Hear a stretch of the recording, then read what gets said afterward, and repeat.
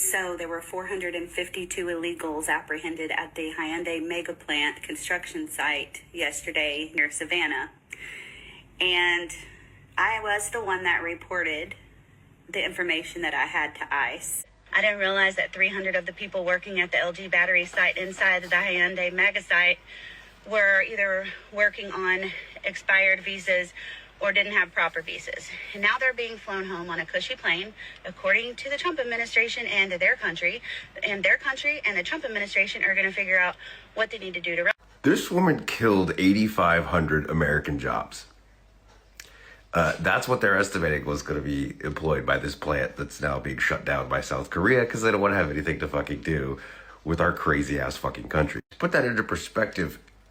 When the Keystone XL pipeline was shut down, that project, that cost 1,100 jobs. So you guys bitched for 4 years about all the jobs lost when Biden shut down the Keystone XL project. This woman killed a lot more jobs than that. But I think there's a lesson here specifically for other nations. Don't spend money in red states. Like don't invest factories in red states. Don't send your people to red states. Don't move to red states. If your child wants to go to college in the United States, make sure it's not in a red state. Make sure that college is in a blue state. I guarantee you put that Hyundai plant in a blue state and none of this would have happened. You put it in Georgia with a bunch of fucking racist, backward-ass rednecks. Don't invest in red state economies. Just let them rot. Hi, as someone who worked on the Blue Oval Ford plant, Blue Oval City up here in Stanton, Tennessee, kind of, in between Jackson and Memphis, I stayed there for about a year last year working on this project. And let me tell you something. A woman who is claiming that she called ICE on that Hyundai plant in Georgia, this is going to be so much bigger than just Hyundai. Okay? Ford itself, the most American car manufacturer you can think of, every single bit of our machinery was set up and programmed by South Koreans. The engineering of the building, the engineering of the machines, every bit of it was done by SK Engineering out of South Korea. Yes, the same SK that is part of SKT T1 Telecom, the big league team. Yeah, Faker, this guy, their engineering branches who designed and set up these machines. What they do is for the years that the plant is being built, because South Korea is heavily invested in our electric vehicle manufacturing and production.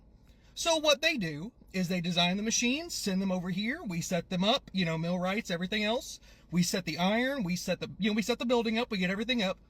And then they come over, set up the machines, and then train American workers how to run the machines. This woman not only just cost Georgia billions of dollars with this plant, because I highly doubt that South Korea will send their workers back.